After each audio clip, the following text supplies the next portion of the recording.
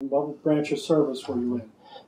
Armored Field Artillery Battalion, 10th Armored Division. And what was your highest rank? Technician, 5th grade. And in what general locations did you serve? France, Germany, Luxembourg, and Czechoslovakia. Okay.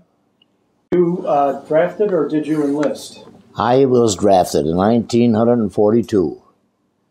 And then, that was 1942. I had been going out with this girl named Laura for a few years, and we decided to get married. So then Laura mentioned the war in Europe, along with the Pacific conflict. We perhaps should wait and wed after peace has been returned. In the meantime, I received an order from the Army to report in Hartford for physical. The Army told me I would never be drafted because of poor vision of 2200. So we decided we got married. So on June 6, 1942, we did just that. And then about 2 months later, I was called again for another physical by the Army. So I went to Hartford and had it done. All this time they said was 1, 2, you're in. I guess they were desperate. And they said I was 1A. A few months later, I was leaving Bristol by train going to Fort Devens for my Army tour of duty. We were in Fort Devens for a few days, got all new clothes, and we went to lectures and were told that we were leaving on a morning train for an undisclosed location. We boarded the train and were told to pull down all the shades, never open them until we were told to do so. Finally, after 3 days, we were told to open the shades. I noticed a factory in the distance out the window, and the sign said Tom's Peanuts, Columbus, Georgia. I recognized that right away, so I knew we were at Fort Benning. After the train pulled off to the siding, we disembarked, and they gave each person a card with a printing on it, like, for instance, 423FA. To me, it meant nothing. But I knew after a while that it meant 423rd Armored Field Artillery Battalion. They then called off the numbers and were loaded into some GMC trucks for our ride to our destination. The 423rd was assigned to the Sand Hill area of Fort Benning. The battalion consisted of Headquarters Battery, Service Battery, A, B, and C batteries, plus the 80th Medical Battalion. I was assigned to the motor pool, where all the vehicles were taken when they needed some mechanical problems, had mechanical problems. I was with the motor pool, and I did not like it, living in Greece. So one day, as I put a notice on I noticed that they put a notice on a bulletin board saying that a typist was needed in the personnel office. Seeing I could type, I rushed and was transferred from the motor pool to the personnel the same day. My job was to take care of insurance and personnel papers for new men coming in every day. In a short while, I was promoted to technician 5th grade, and I liked the job very much. One big move was after about 6 months in Benning, we were ordered to go to Murfreesboro, Tennessee for field maneuvers. We lived and slept outside in the Tennessee woods for 3 months. The 10th Armored was then ordered to Camp Gordon, Georgia, near Augusta. The division got more training, and after about 4 months, the division was en route to Camp Shanks, New York, which was about 20 miles north of New York City on the Hudson River. This was a transient camp and was taken care of by Italian prisoners of war. We were at Shanks for a few days and then boarded another train for our trip to the port of embarkation, Pier 41, Hudson River. We boarded the ship, which was a Brazilian ship called the E.B. Alexander. We settled in our designated spot around 4 a.m. We felt the ship slowly back out of the slip, and we were on our way, so we thought. About a half an hour later, the ship came to an abrupt halt. We were allowed to go out on deck and we could see the cars on Long Island Expressway. We were told to pack up all our belongings and get ready to get transferred to ferry boats and return to Pier 41. We could see the fleet of boats coming downstream to pick us up as we went down the rope ladders onto the ferries. At Pier 41, there was another ship on the other side of the pier. It was called the SS Brazil, with an entire Brazilian crew. We unpacked our gear for the long trek ahead. In the meantime, the convoy of hundreds of ships continued on their way. We finally caught up with the convoy after 3 days on our own, which was scary. During the daylight hours, we were allowed to go out on deck and enjoy the sun. After about 20 days at sea, we arrived at the coast of England, where we anchored. We were to land in Cherbourg, France, but the Germans had scuttled all ships in harbor could not be entered. We could see a convoy of DUKW amphibian personnel carriers coming our way, and that was supposed to be our transportation from ship to shore. We all could also see from 4x4 personnel carriers waiting on shore to take us to our destination. I probably said that. Being of French heritage, I speak, read, and write French. I wanted to see France. So I took a spot right in back of the driver's cab, and I had a great view of all the surroundings. But as fate had it, it started to rain very heavily, and I was drenched. And when we reached our destination, a huge field just outside the village called Le Thiel, France, we stayed at that location for 1 month, getting all new tanks, trucks, jeeps, and so forth. And then we were committed to action at a little village called Mars-la-Tour. The Germans were waiting for us, as the next target would be the city of Metz, France. There was a large fortress near Metz where the Germans were well entrenched, and they had fortified it very well. The army's leaders decided to avoid direct combat with the Germans, so they decided to surround the fort and therefore forcing the Germans to surrender. As our trek continued, we advanced toward German territory, and the Germans were full retreat. We took the city of Trier on the French-German border and rested for a few days. I also have some souvenirs from Trier, which I didn't show you. It was complete silverware from a hotel called the Porta Nigra. We were ransacked. The hotel was all blasted apart. So I took some silverware and I still have it here. I just want to get that in there. Okay, we then continued our trek, entered Germany, and very quickly advanced. Then we turned down south, going down to Alpine country, where there was no conflicts. It was great, and we settled in after the war as Army of Occupation in a beautiful castle near Weilheim, Germany. When the war was over in Europe, a point system was determined, and some of us with low points remained in Europe as an Army of Occupation. Most of us with the 10th Armored Division were transferred to other divisions who did not have enough points to go home.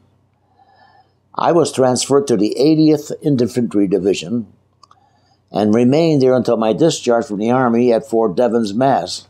on November 9, 1946, exactly where it all started.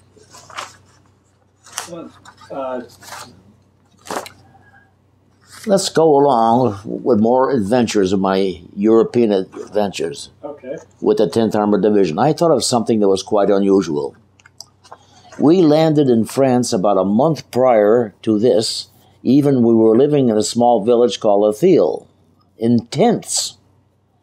I got a letter from my mother one day saying that my stepbrother, who I had not seen, was also stationed in France. I had seen him in years. My brother was in the U.S. Navy. He was an officer, landed on D-Day, and established a radio communication network between the mainland and the ships at sea. that were far out at anchor to avoid firing their big guns.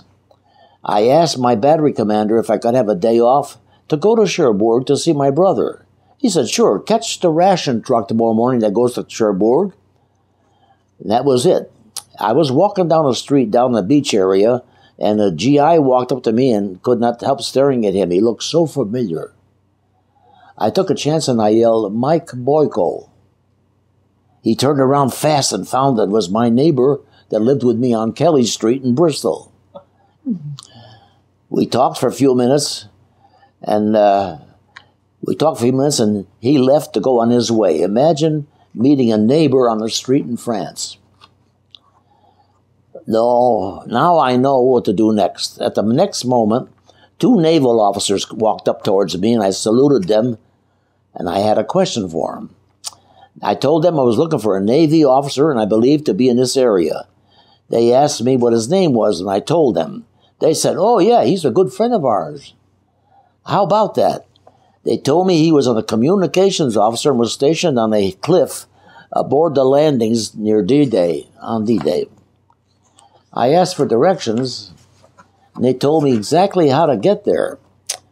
When I got to Omaha Beach, I saw this tall cliff. There was a military policeman directing traffic. I told him I was looking for Lieutenant Lucier, and he was in charge of Navy communications. He pointed up to the top of the hill, and he says, and I could see the radio station. And that was it. I walked up the top of the cliff, and there was a lot of Quonset huts. I asked another sailor if he knew Lieutenant Lucier, and he pointed to a Quonset hut, and he said that's usually where he stays. I went up and walked into the hut, nobody around. One door was partially open. I could hear someone on the phone or radio. I knocked on the door and was said, come on in. I had gone to the right place, and it was my brother, Oliver, in the flesh. He was smoking a cigar and said to me, where the hell did you come from? I told him my outfit was in camp about 20 miles inland. He then asked me if I had any lunch, and I said no. He told me to follow him to the mess tent, and he told the chef to make up a meal. I was overwhelmed when the chef asked me, how do you like your steak? I said, I'll take it raw. He made me a beautiful meal of steak, mashed potatoes, corn, rice, soft bread, and coffee. It was delicious compared to eating C and K rations. He then asked me how I was to get transportation to go back to my outfit. I told him I was going to hitchhike.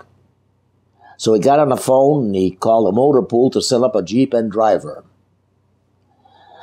After a while, I was on my way back to Lathile. The Jeep driver had a map, luckily, for by the time we got to Lathile, it was dark. I felt so sorry for this lad driving back to Omaha Beach in the dark. But as far as I'm concerned, maybe he's still out there looking for me. I did not see my brother for 6 years after that. He stayed in the Navy for 27 years in all and retired. He got out on 1939, but on Pearl Harbor Day, he was recalled to active duty to go to the South Pacific. And he retired from the Navy after that. This is a true story. It may bring back a lot of memories. And he passed away in 1994 and is interred in Arlington National Cemetery in Washington. That's my story. Okay. Let me... now you can question me all you want. Okay. Let me get some dates. You were drafted... 1942. 1942. And you went to Devens, then you went to Fort Benning. Fort Benning. And then to... Tennessee Maneuvers. And Camp Gordon. Right. And then Port of Embarkation in Europe. Okay. When did you leave for Europe? When did we leave for Europe? Yeah. Boy, that's... God, I don't know. That was in 1940, early 43. And you went into England initially? No, we didn't get off the ship at all. Oh. We just anchored off the coast of England. And then we were taken in by Ducks, DUKW. we were taken into the shore, and then on shore they took us by truck to where we were supposed to stay. But that was in France. That's in France. So that was after D-Day. Oh yes. They were inland about 50 miles. Okay. The troops. We could hear firing. So my guess is you went to Europe in 1944 after D-Day. Yes, correct? shortly Okay. after. Yes. Okay. Yeah. And what were your duties? Were you still in personnel at that time? No, personnel. They transferred me to tanks. So I was a driver and radio operator in tank. See, everybody has two jobs in the tank. You have to learn somebody else's work in case he gets injured. So I was a driver, then I was a radio man. We had to be on a radio 24 hours a day. Oh, I got to tell you a very cute story, and I got a picture there for you. We were in this little town, I can't think of the name of it, in Germany, and they told us, pull your vehicles in between the houses, the tank in between the houses, get set up to stay here for a couple of days. So we did. There were row houses, all little tiny houses built in a row with a little yard in between. So we did just that. We set up our radio communication cables inside the house. We had to be on the radio 24 hours, so everybody had a 4-hour tour. At night, I was on night duty on a radio. I used to listen all night long. That's when I did this. Oh, yeah. I used to have a little diary, and I said, geez, I got to put down what happened with today, see? And I could remember everything that happened, you know. Anyway, during the night, I think I was off duty. I was in the house, that's right. I was off duty. And you could hear the Germans firing 88s over our head. They'd go over, you know. One of them hit the house. But nothing happened. Boom, the whole house shook. Nothing happened, though. I said, I wonder what happened. Well, I'll see it tomorrow morning. I got up the next day and went outside, looked around the house. Oh, my God, there was an 88 shell sticking out of the house. It was a dud. It exploded, but on the outside, you know. And there's a picture of it in one of these magazines here, of the house with the shell. If you don't think that was scary, oh my God. If that thing would have went off, that would have killed us all. Probably still be buried there. A lot of little things like that happened, you know, on the side, you know, like having that boy there work for me. Tell me that story. Yeah. Well, this was after the war. We were down in southern Germany in the Adolf Hitler Schule. And like I told you before, I wanted somebody to keep my room clean, you know. So I went to town one night, and this little boy was on the corner, raggy, dressed up very raggy, you know. So I started talking. You talk English? He said, a little bit. I says, I got a place for you to live if you want to work for me. He said, what do you mean? I told him what I want him to do. Okay. No parents, know where he come from. So anyway, he did that. I got him a uniform, a GI uniform with no decorations on it. And he used to stay in my room, and he'd press all our clothes, wash our clothes, and shine our shoes. The place was immaculate, honest. Until that one day he made a mistake. He wanted to go to town. I said, go to town, but don't get too friendly, you know. I mean, you want to get caught.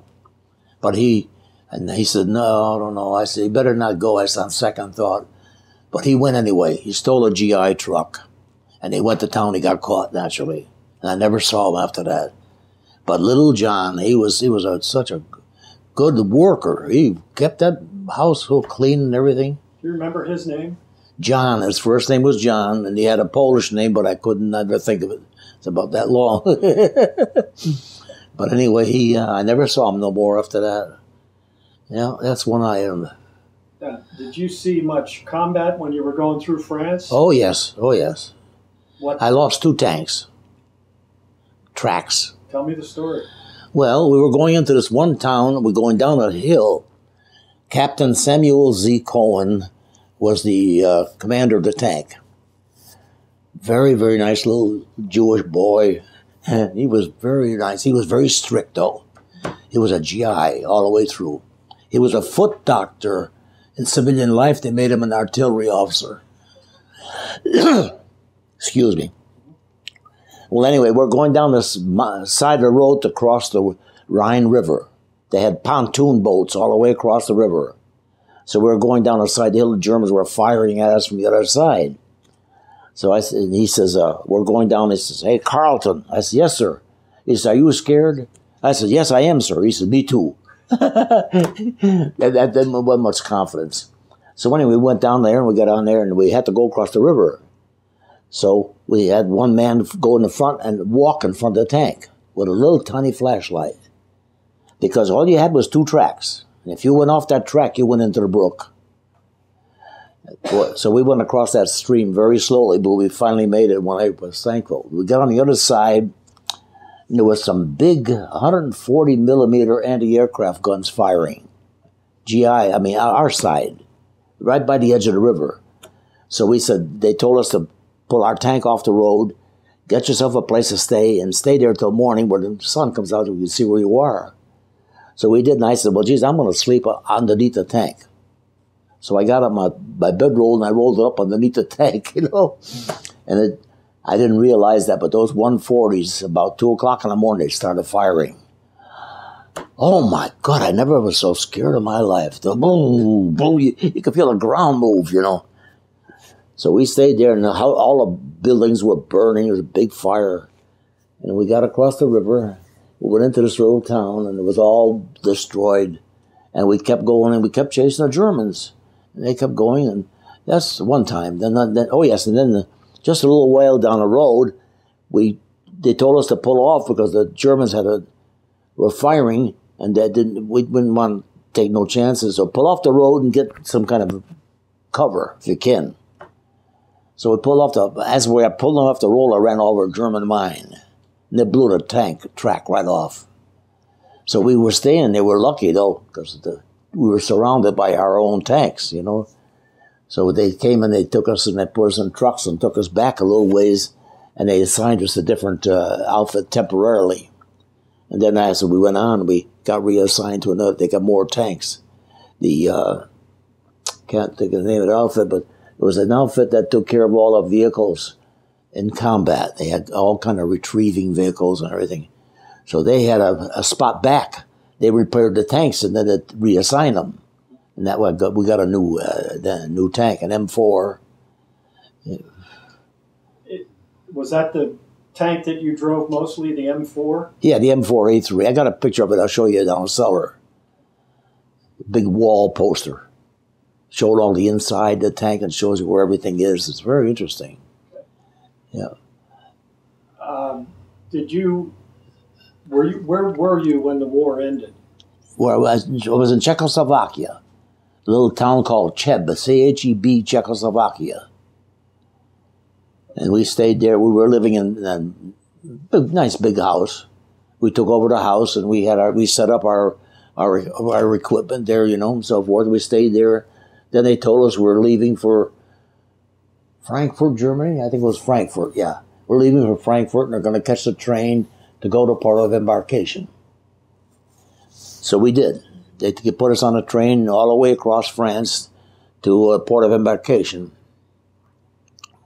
I can't think of the name of the town now, but anyway, we were there for about 2 or 3 days. But they set you up in oh yeah, I got a cute story. They set us up in pyramidal tents. You know what a pyramidal tent is? It's a tent that holds 9 people. So I said, well, it was winter. It was starting to get cold, you know. So I said, boy, I got to get me a place next to the stove. The stove was right in the middle. And I got to step on my bunk right here like this, and the stove was right here. And I told the guys, I said, I don't care if you play cards all night if you want to. But I said, just keep that stove going. So I took all my clothes, I threw my overcoat over my feet. Well, these guys put a lot of wood in the stove to go play cards. They didn't pay much attention. My overcoat caught on fire.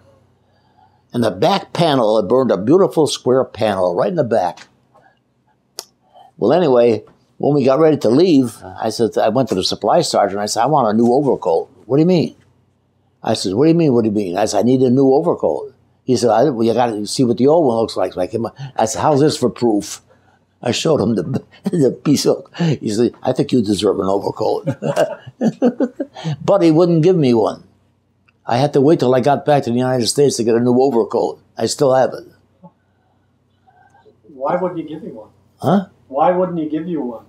I don't know. Maybe a shortage, can't be, There's more necessity than that. But anyway, I'll never forget that. And when I felt so silly when we got on the ship to come home, and I had my overcoat on, just the front, and it looked like a fake overcoat. Yeah. Mentioned you speak and write French. Did the Army make any use of that while you were in France? No. I thought they might, but they didn't. I used to rewrite and speak. Well, I got along great with the French people, naturally. Oh, yes, I got to tell you about Luxembourg. I still write to those people in Luxembourg. Relatives, naturally. When I was there, well, let's say we pulled into this town. Big school called the École Brille, B-R-I-L-L-E school. 3-story building. They told us, go in there, find a place to stay. You're going to be here for a while. Okay. So me and this fellow from Pennsylvania, Bob Morris. I says, come on, Bob. Look out the window over the city. Looking over the city. I said, where would you like to sleep tonight? He said, I like that house over there. I said, I like that one over there. Well, I says, come on, we'll go see. So we went out, went to the first house, and I had rang the doorbell, and the woman came to the door, so I asked her if she had a place for a couple of soldiers to put up. And she says, I did, but she says, I got them promised to somebody. I said, okay, thank you. So let's go to the other house. So we went to the other house. The woman was out in the front sweeping the sidewalk with a broom. And I started in French, I said, bonjour, madame. And she says, vous êtes américain? You are American. I says, oui. Vous parlez français? I said, oui. So anyway, I had it made. The front door was open, So I asked her if she had a place. She says, well, I'll tell you what. She said, I promised it to a captain. And if he said if he's not back here by 7 o'clock, let it go to somebody else. So at 6:45, I was waiting at the front door. And then the man never showed up. So we moved in. She gave us a nice room right in the front of the house. There's pictures of the house in there. And me and Bob Moore slept in that room. And, those people were just like my mother and father. They were the greatest people on the face of the earth. They had 2 sons, George and Willie. Willie was in the Luxembourg army, which was almost nothing. And George and Willie, yeah. Well, anyway, George had a son later on in life, and he named him after me. And I still write to him. Normand Grein. Normandgrein. Dudelange, Luxembourg. Dudelange. No, number 13, Rue Pierre Carrier Street, Pierre Carrier Street. Number 13, I still remember it. Those people, well, anyway, we got there, and we got to be so friendly. So, just like I said, just like my mother and father. So they were starving, those people. The Germans took all the cows, all the animals for food. So I brought them food from the kitchen. I go to the mess sergeant and I say, what do you got I'm living with some people here. And I says, Jesus, what do you got I can have? He says, well, see what you want there, take it. So I I introduced them to peanut butter. They never had peanut butter. So I brought them a 3-pound can from the kitchen, and I brought them white bread, GI bread. What is that, she says. I said to her, that's a loaf of bread. So she sliced it. She says, that's not bread, that's cake. Because they used to use the dark bread. All their bread was dark. So I brought them bread every so often. I brought them the peanut butter, and I brought them coffee. Oh, the coffee. They went crazy over the instant coffee, the powdered coffee. They loved it, So, and then, yes, another thing I did. I introduced them how to play setback cards. And then after a while, she said, she'd make supper for us, with the food we brought there. And she says, hurry up and wash the dishes so we can play cards. And they even invited neighbors to come over. Just like an oddity, So we had it made that was very nice. It was a nice, beautiful stucco house with steel shutters. Every night we used to close the shutters. But they were prepared for war. There's no getting away from it.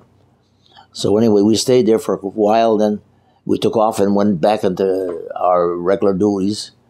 And I used to, every time I had a chance, I used to sneak back to Doodle Lounge to go see them. I asked the commanding officer if I got the day off to go to Doodle Lounge see these people. Yeah, go ahead. So I used to go see them. In fact, I just got a card the other day from the boy, Normand. He was on vacation in Switzerland, sent me a postcard. Oh, no, I can't go with him. Did you say you were at Bastogne, at the Battle of the Bulge? Just the outside of Bastogne, yeah. We were in Doodle Lounge, which is only a few, maybe 30 miles from Bastogne. But every night we used to have a plane come over and strafe the place, every night.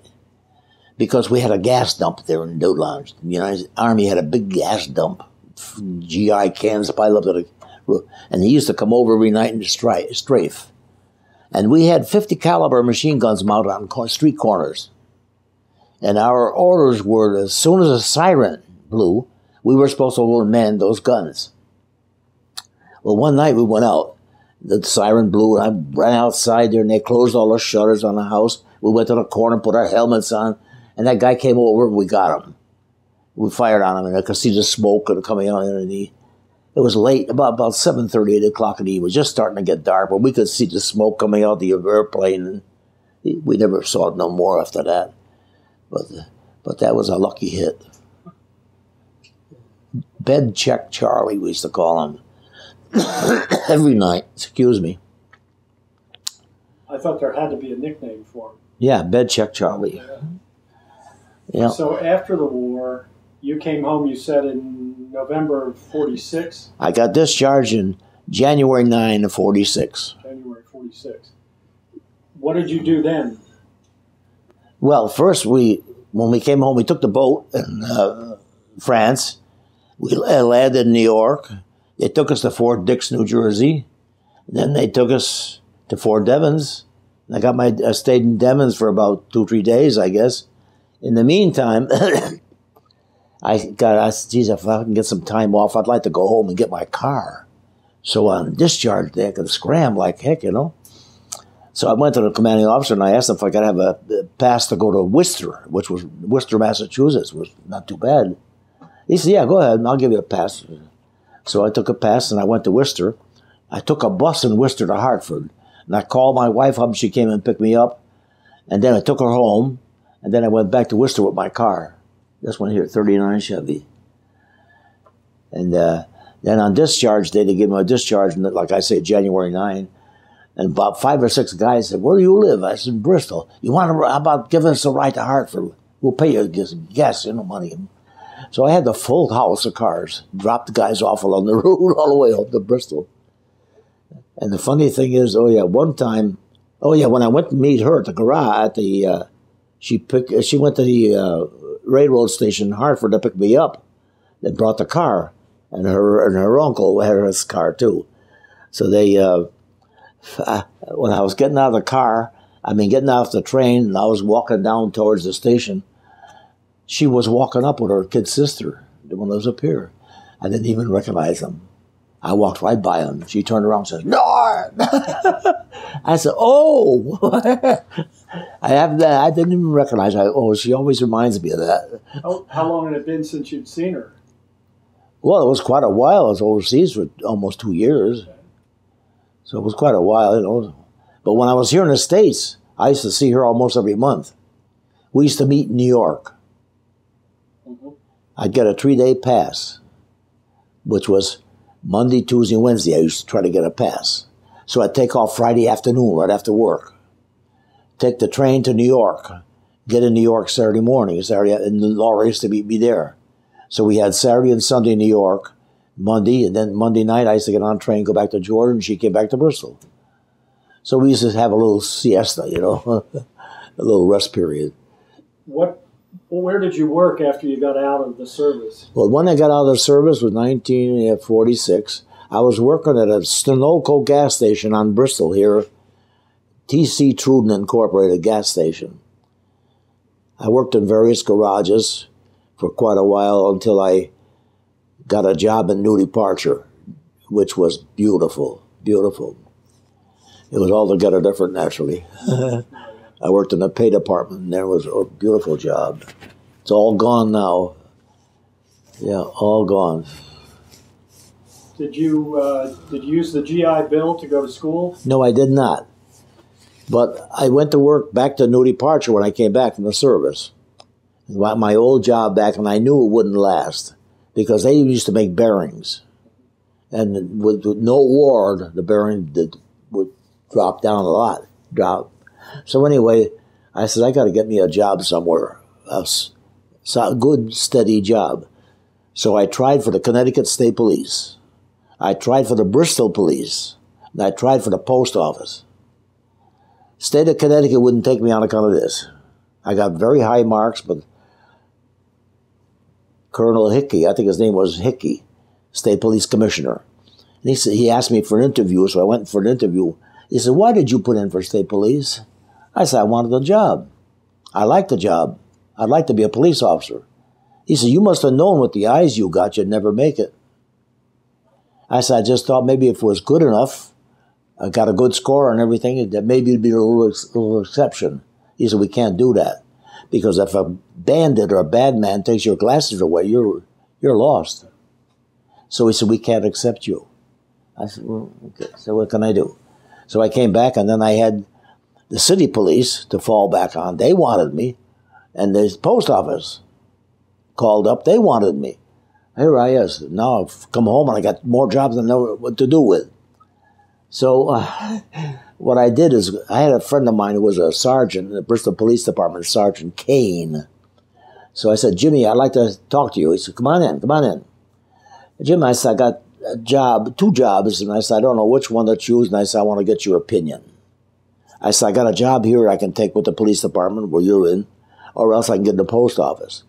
Norm, he said, I wouldn't tell you what to do, but I'd tell you what I would do. I'd take the post office. He said, a lot of junk you don't have to take. Like in the police department, you gotta take an awful lot of junk. So I didn't, I went to the post office and I stayed there for 30-some years, 33 years. And that's what I retired from there. And I retired from there in 1977.